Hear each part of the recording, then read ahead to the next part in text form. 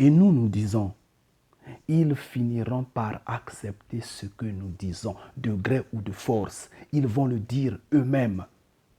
Ils sont en train d'utiliser des contours, des virages. Oui. Ils sont en train d'utiliser des parallélismes, mais ils finiront par dire ce que nous sommes en train de dire. Ils finiront par accepter ce que nous sommes en train de dire, ce que je dis. Et cela en est la vérité. Que je le prouve ou pas, c'est la vérité et ils finiront par l'accepter. Tous, ils finiront par l'accepter. Et cela dans le nom profond de Yah, Ngeta. Je le dis en vérité. Ils finiront par l'accepter. Hors de la terre d'Israël, les seuls juifs dont on connaissait l'existence sur le continent africain sont ceux du Maroc et d'Éthiopie, les Falachas, dont la judaïté a été révélée et médiatisée en 1980. À cette liste, Edith Bruder, il faut désormais ajouter les communautés juives, l'Ouganda, le Zimbabwe, le Cameroun et même la RDC. Alors si leur judaïté est avérée, le mythe des tribus perdues n'en est plus un. C'est un petit peu ce qui se passe, c'est-à-dire qu'en fait, ces groupes se reconnaissent comme étant des descendants des tribus perdues. Elles seraient donc des tribus retrouvées. Vous voyez comment on manipule nos cerveaux, en fait. Comment on cache la lumière. Hier, il parlait des tribus perdues d'Israël.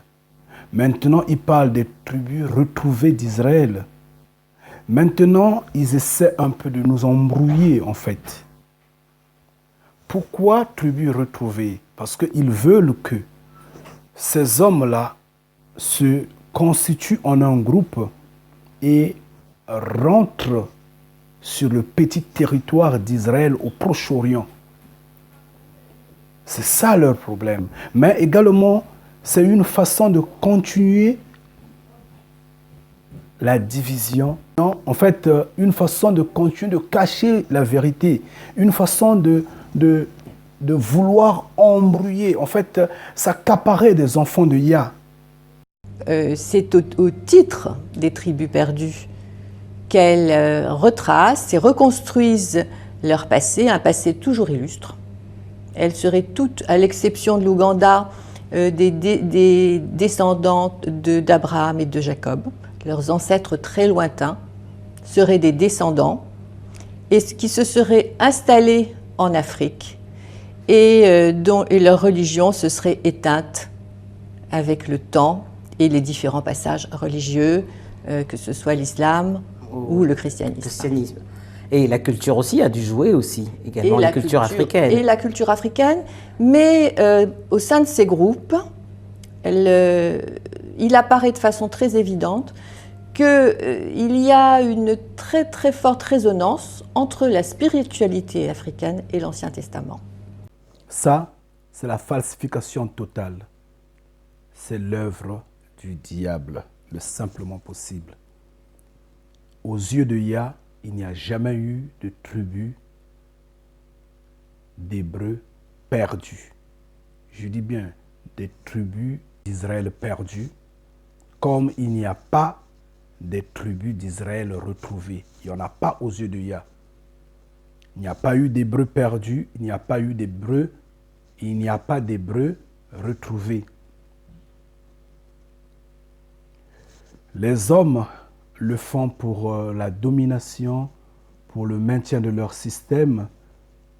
Ils oublient que quand le lion rougit, ils vont fuir et abandonner les enfants du lion, parce que les enfants appartiennent au lion. Et le lion va rougir bientôt. Donc tout ce qu'ils font là, c'est la falsification. La falsification totale. Il n'y a pas d'autre mot. Il n'y a pas d'autre mot que ça. Les entretiens avec les membres de ces groupes, quels que soient les pays, laissent apparaître très fortement cet aspect-là. Cet aspect de similitude, d'affinité profonde, éthique, de valeur, de représentation divine. c'est très très fort cette notion que la spiritualité africaine était d'emblée imprégnée des notions de l'Ancien Testament. Alors, comme pour les Falachas d'Éthiopie, est-ce que la judaïté de ces communautés est reconnue par Israël? De façon monolithique, non. Maintenant, reconnue par certains groupes, oui, puisqu'en Ouganda, une communauté s'est révélée juive. C'est-à-dire que dans ce pays perdu, on va dire, dans un village d'Afrique de l'Est, dans les années 1890, est apparu un personnage vraiment incroyable, un héros qui s'appelait Kakungulu, et ensuite qui a été déçu dans sa relation, qui a évolué, qui après avoir été converti au protestantisme, a erré, a eu une errance religieuse qui l'a amené à se rapprocher de l'Ancien Testament. Il s'est déclaré juif envers et contre tous, c'est-à-dire vous imaginez. Autoproclamé. Absolument, il s'est autoproclamé juif. Et à la suite de cela, il a trouvé des disciples et il a fondé ce qu'il a appelé Jewish Church, l'église juive. L'église juive, oui. C'était les mots qu'il utilisait. Il a commencé tout seul avec son groupe à mettre en place les règles de la cacheroute. Alors vous parliez tout à l'heure de la circoncision, qui est donc un signe, hein, mais ce n'est surtout pas c'est certainement pas le seul, parce que le signe le plus probant, c'est d'abord les habitudes alimentaires, l'absence de cochon. Absolument. Dans la plupart de ces groupes, actuellement, bien sûr, en tant que juifs, ils ne consomment absolument pas de porc, mais ils assurent et ils affirment que cette situation est très ancienne, que leurs grands-parents, parents, ne consommaient pas de porc. Donc ils insistent énormément sur ce point-là, sur la circoncision, bien évidemment, sur l'exclusion menstruelle des femmes, qui souvent sont mises dans une case à part, lorsque dans sa période menstrue, oui. Voilà. Et puis également l'endogamie. Et pour finir, le fait qu'ils ne mangent pas avec d'autres. Vous savez bien que ça c'est dans la Bible, ils ne mangent pas avec des païens. Voilà.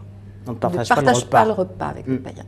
Voilà que nous parlons de la falsification, du divertissement. Oui.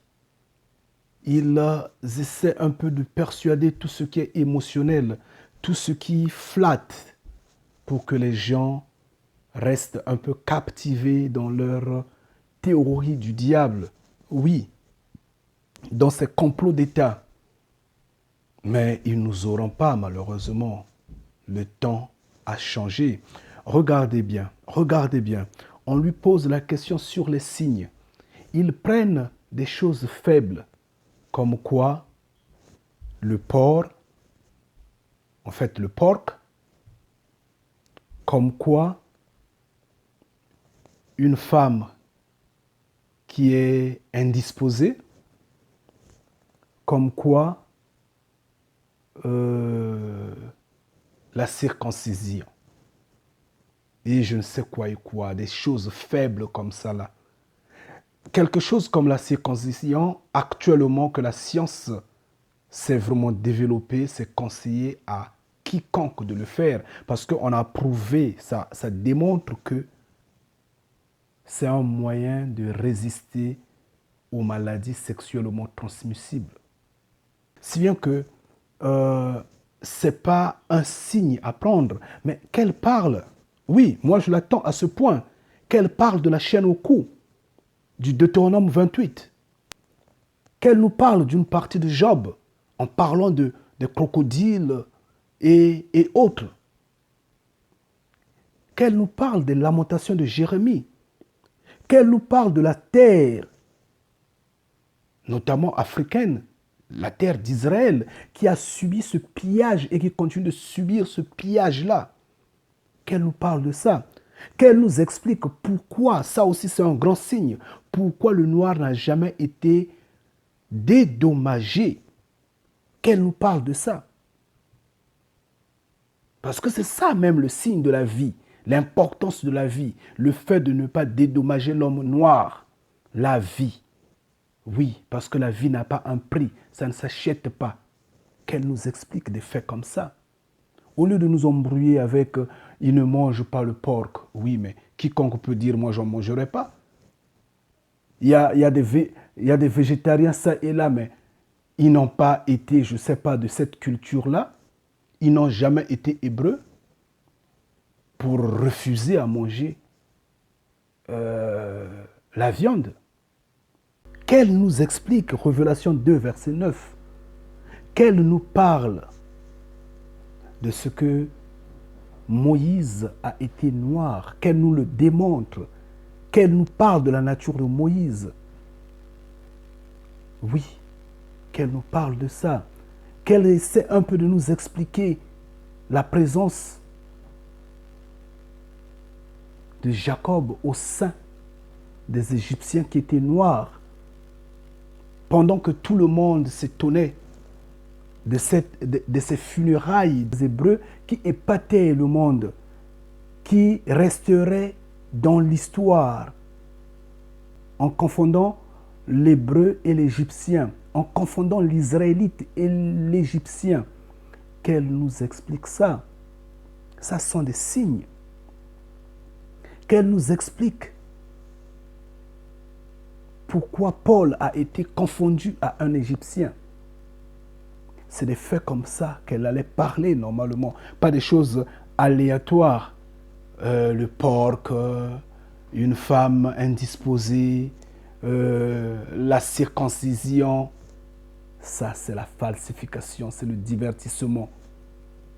Et nous ne sommes plus au temps du divertissement, malheureusement. Donc ça, c'est le divertissement. Il ne parle pas de ce qui est fondamental. Mais pour quelle raison la présence juive sur le continent a-t-elle mis autant de temps à être acceptée et reconnue? Écoutez, c'est le cœur de ma réflexion. Pourquoi, au XXe, fin du XXe et début du XXIe siècle, ces feux se sont allumés partout, enfin partout, dans de très nombreux pays d'Afrique? Une dizaine, oui. Oui. Pourquoi? Alors d'abord, il y a le départ des Beta Israël Falasha.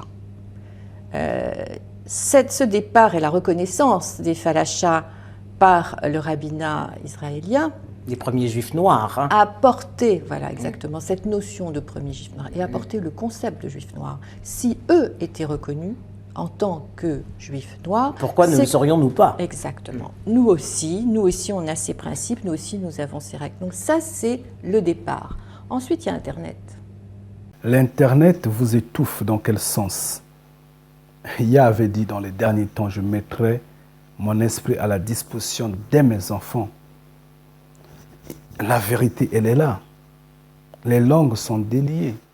Chacun doit connaître la vérité et ils se sentent maintenant étouffés. Étant donné qu'ils sont étouffés, ils essaient un peu de masquer et de nous embellir avec du gros mensonge. Mais il est déjà trop tard. Il est déjà trop tard parce que nous connaissons la vérité. Ce qui a été caché est à la lumière de tous maintenant. Eux-mêmes ne pouvaient pas le dévoiler maintenant. Je parle bien des Occidentaux, bien sûr. Ils ne pouvaient pas le dévoiler maintenant. Ils en connaissaient, ils en parlaient entre eux, mais ils en cachaient fermement. Mais c'est parce que Yah a voulu que cela soit connu maintenant. L'Internet, l'arme la plus puissante de toutes les générations, l'arme la plus puissante de tous les temps, la vérité est connue. Maintenant, ils veulent se rattraper en voulant masquer, embellir, embobiner l'intelligence des hommes. Trop tard, trop tard. La vérité est connue maintenant. Il n'y a pas d'Hébreux blancs, il n'y en a pas. Étant donné que nous sommes dans un système qui nous a été imposé, qui force les choses, qui n'accepte pas de la main de Yah, Yah va vous le prouver. Comme nous disons, ils finiront par accepter ce que nous disons. D'où ils vont finir par accepter ce que nous sommes en train de dire et ils vont l'accepter. Les Occidentaux, ces hommes-là, ces blancs qui se passent pour Hébreux, Malheureusement qu'ils ne le sont pas, comme on nous le dit dans Apocalypse 2, verset 9, où nous l'avions prouvé, Bible à l'appui, qu'ils étaient résidents étrangers en Égypte. Ils étaient résidents étrangers en Égypte et ils étaient sortis d'Égypte au même moment que le peuple hébreu. Ceux-là étaient résidents étrangers chez nous, sur la terre africaine. Ils étaient résidents étrangers quand Yah les a sortis au même moment qu'il avait sorti nos ancêtres d'Égypte. Ces hommes-là demandaient faveur à Moïse, demandaient à Yah, suppliaient le Créateur vivant de les emmener avec lui. Et Yah les a emmenés sur la terre d'Israël antique, sur la terre au cœur de l'Afrique centrale. Et après qu'ils aient gagné tout ce qu'ils ont gagné, et après qu'ils aient égaré nos ancêtres, ils ont joué à l'usurpation totale. D'où Yah disait, pendant que Moïse va dormir, ce peuple-là va se rebeller contre Yah en servant les petits créateurs étrangers. Parce que les étrangers étaient déjà au milieu d'eux. Oui, et c'en est la vérité. Dans les vidéos passées, je l'ai déjà démontré. Donc, c'est bien ce que cette dame-là fait, mais c'est au profit de qui? Au profit de qui? Qu'elle dise seulement la vérité une bonne fois, au lieu de continuer à masquer la vérité, au lieu de continuer à faire l'œuvre du diable. Nous voulons des hommes courageux, ceux qui vont dire d'un coup, arrêtons de nous voiler la face, les Hébreux sont noirs. L'Israël antique était en Afrique, bien sûr, en Afrique centrale. Et donc, vivons dans la paix et rebaptisons ce monde-là. Pour que Tata Nzambi Mpungu, le créateur Yah, le créateur vivant, pour que le roi des rois soit glorifié, soit honoré, pour que la souffrance, l'amour, la détermination, l'engagement de Yeshua sur nous soit honoré, soit glorifié, pour que l'amour que Moïse a manifesté sur, pour la descendance d'Abraham soit reconnu, pour que la grandeur de l'œuvre du Père, de l'œuvre de Yah, soit chantée. Mais nous ne voulons pas de ceux qui viennent jour après jour, produisent des livres, je ne sais pas quoi et quoi, pour nous égarer de plus. Parce que ça, c'est une récupération diabolique, ça. C'est pour plus diviser les Africains. Ça, nous ne sommes pas d'accord avec ça. Il y a toute une documentation sur l'Ancien Testament, sur les tribus perdues, sur le judaïsme. Le mensonge, l'égarement total. Mais nous n'allons pas vous laisser. Nous sommes debout. Nous allons continuer à parler. Et la vérité est connue de toute façon. Nous ne sommes rien. Parce que nous sommes ceux qu'on peut facilement faire taire en nous battant, en nous tuant, en nous imposant la pauvreté, la misère et autres, comme on a toujours fait. Mais est-ce que vous allez le faire auprès de Yah? Yah est debout. L'heure de la vérité a sonné, chère madame. Tout ce que nous voudrons, comme j'insiste, c'est ceux qui diront de vive voix que l'hébreu est noir. C'est tout. Que le peuple de Yah est noir. Arrêtez avec ces mixtures, embrouiller les gens. Non, embrouiller. Arrêtez ça, arrêtez ça. Arrêtez ça. Vous êtes des humains, vous êtes nés il y a à peine, je ne sais pas, 50 ans ou à peine peut-être 10 ans, vous allez mourir bientôt. Vous tombez malade, vous êtes faillible, vous êtes des terriens, vous êtes limités et vous allez compter le peuple de Yah. Vous allez sélectionner le peuple de Yah. Avec quel pouvoir? Qu'avez-vous pour le faire? Arrêtez d'embrouiller les gens. Ce que le Vatican a fait, c'est déjà suffisant. Donc, nous, on doit sortir de cette conception tout à fait primaire. Nous sommes les bénis de Yah, nous sommes debout, nous crions au scandale. C'est tout. C'est des cieux que Yah connaît. C'est des cieux que Yah voit. C'est des cieux que Yah reconnaît. C'est Yah qui connaît qui est qui. Oui, je le dis en vérité. C'est Yah qui connaît qui est qui de nos jours. Maintenant, ce qu'ils sont en train de faire, ces hommes-là, c'est la continuité de la falsification. C'est la continuité de la falsification. C'est l'égarement total. C'est pour embrouiller, embrouiller et embrouiller. Mais nous avions dit qu'ils finiront par accepter ce que nous disons. Et ils sont en train de l'accepter. Ils sont en train de le dire d'une manière ou d'une autre. Ils sont en train d'écrire des livres en plus. L'œuvre de la plume en vain.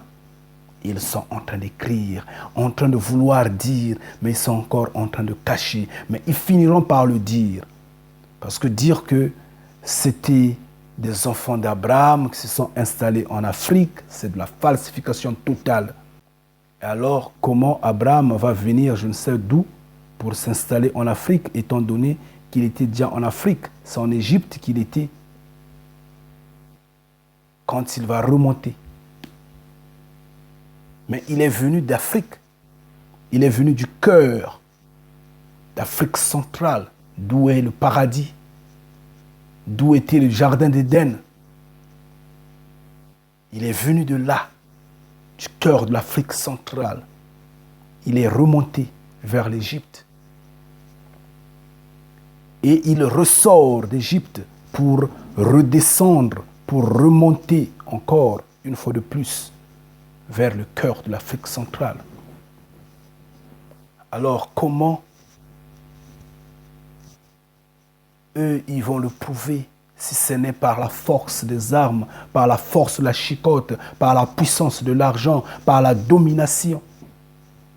Influencer les gens à se regrouper en communauté afin de se dénoncer comme étant de la tribu d'eux.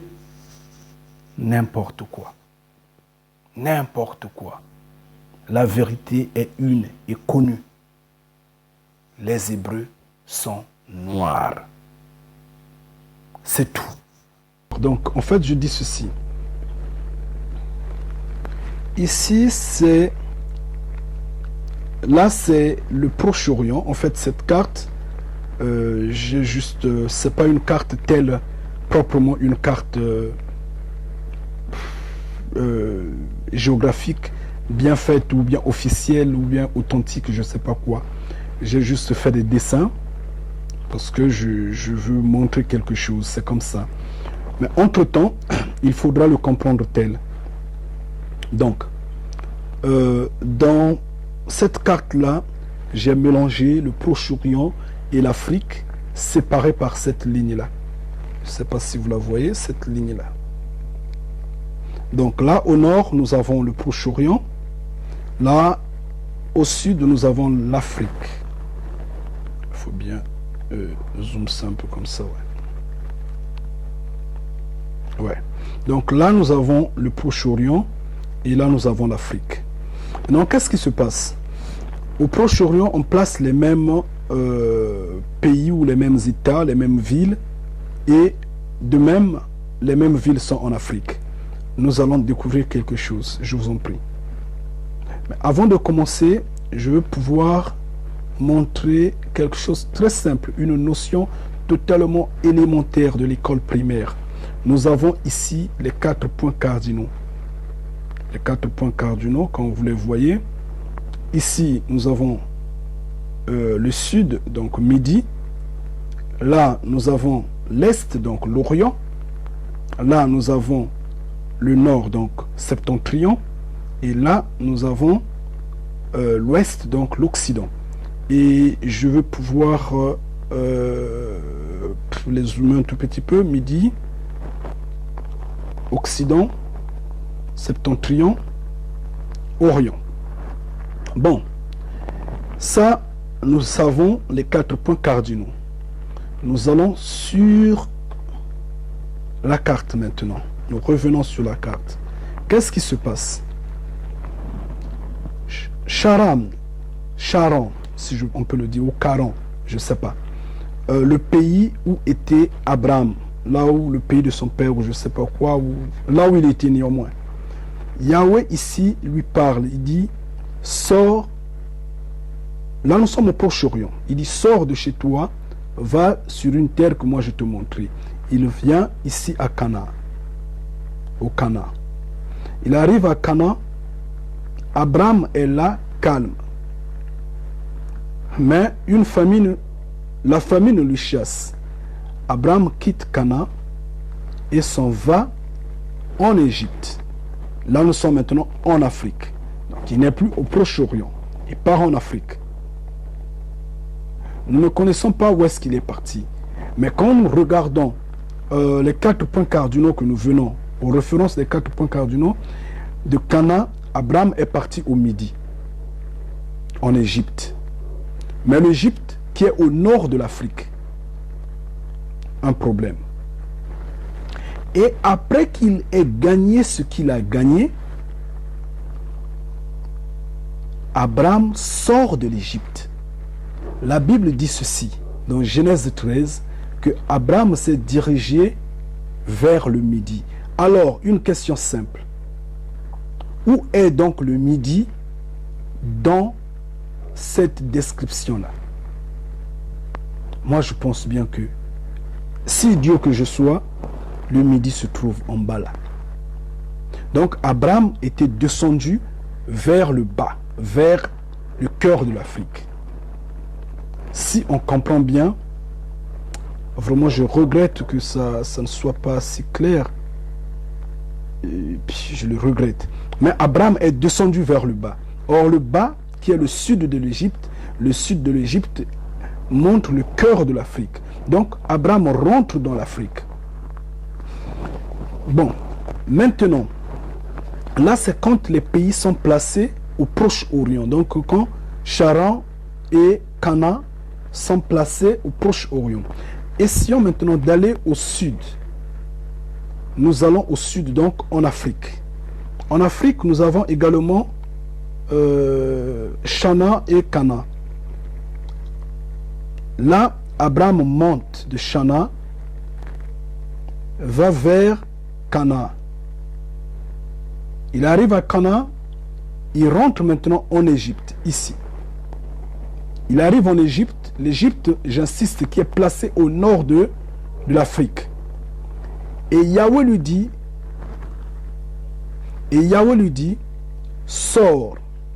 Là, il dit sors maintenant, parce qu'après qu'il ait gagné tout ce qu'il a gagné, il sort, il se dirige vers le midi. Une question simple encore. Est-ce que le midi, c'est vers le septentrion ici? Je ne pense pas. Le midi, c'est vers le sud ici.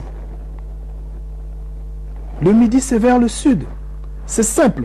Donc, dans tous les données, quel que soit l'emplacement de Cana, même si on place ces villes au Proche-Orient, quand on les place en Afrique, Abraham rentre seulement en Afrique. Donc, depuis l'Égypte, il veut aller en Afrique, au centre de l'Afrique. Je ne sais comment le dire. Et maintenant, je me demande, je me pose la question de savoir, qu'est-ce qui a fait que ceux qui ont édité la Bible puissent donner comme commentaire, ou je ne sais pas, l'impression que le midi se trouve ici, au septentrion? Comment? finalement, si Abraham se dirigeait vers le septentrion, pourquoi il n'est pas dit dans la Bible que Abraham se dirigeait vers le septentrion? Simon Kimbangu disait ceci: un voleur, pour le confondre, arrêtez-le avec ce qu'il a volé. Et nous allons arrêter. C'est que Yahweh fera de telle sorte que l'Église catholique, les chrétiens et tout ce monde qui se sont embrouillés, comme ils ont donné à Abraham des enfants illégitimes, tous seront confondus parce que Yahweh va les confondre. Et maintenant, nous allons repartir sur notre discussion. Parce que franchement, dans tous les points, j'insiste, Israël ancienne est au sud, est dans le Midi, au cœur de l'Afrique. J'insiste que la Bible est un problème d'État. La religion est un problème d'État. Le pape Jean-Paul II lui-même avait insisté. Il avait dit que Jésus, puisque eux ils appellent Jésus, Jésus-Christ lui-même était africain. Lui-même était noir. Les gens n'avaient pas considéré ça. Mais ça se prouve aujourd'hui. La vérité est que Yahushua HaMashiach était un noir. Yahushua HaMashiach était d'origine africaine. Mais maintenant, où en Afrique? Point d'interrogation. Or, il s'avère que quand ces hommes-là ont voulu bâtir l'État d'Israël, le nouveau État d'Israël, ils se sont dirigés vers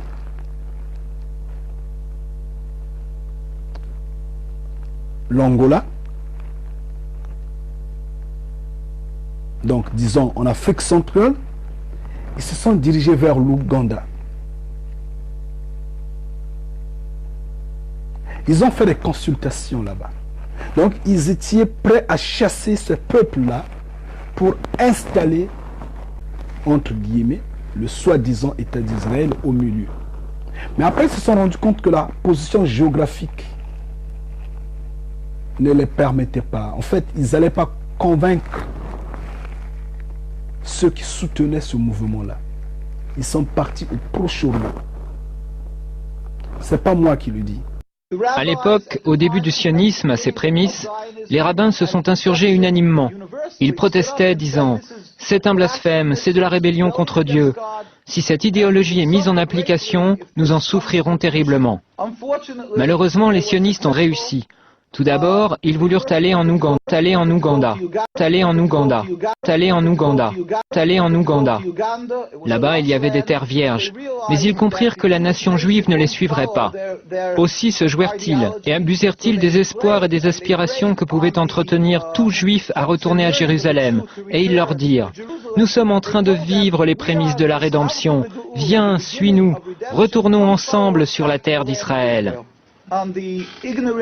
S'appuyant sur l'ignorance des multitudes non-juives dans le monde entier, ils abusèrent de leur compassion, escomptant qu'elle prendrait pour argent comptant ce que dit la Bible, à savoir que cette terre appartient aux Juifs, et diraient qu'on leur donne la terre. Ils ont utilisé ces sentiments afin de poursuivre leur entreprise, de marquer des points sur le terrain, dans l'objectif de s'accaparer la Palestine. Yahweh insiste, dit: il va rétablir l'État d'Israël. Mais Yahweh n'a pas encore rétabli l'État d'Israël. Parce que Israël est noir. Les Hébreux sont noirs. Parce que Abraham était noir. Jacob était noir. Et ceux de la tribu de Juda sont noirs. La preuve, Yahushua HaMashiach dit: je suis le lion de la tribu de Juda. Le lion de la tribu de Juda. Les Hébreux sont d'Afrique. Originellement d'Afrique centrale, et actuellement dispersés de par le monde, mais ils sont noirs. J'ai toujours dit, la question du métissage n'est pas mon problème, Yah va l'arranger lui-même. Donc, ceux qui sont issus du métissage, ne vous en prenez pas à moi. Je ne dis que la vérité, originellement, telle qu'elle était, telle qu'elle est. Et votre question, Yah va l'arranger. Alors, chers frères et sœurs, chers bénis de Yah, je vous en prie, restez bénis et combatifs. Ne vous laissez pas aveugler, parce que c'est nous qui allons gagner. C'est nous qui allons gagner cette bataille-là. Oui, parce que Yah est debout avec nous. Ngeta.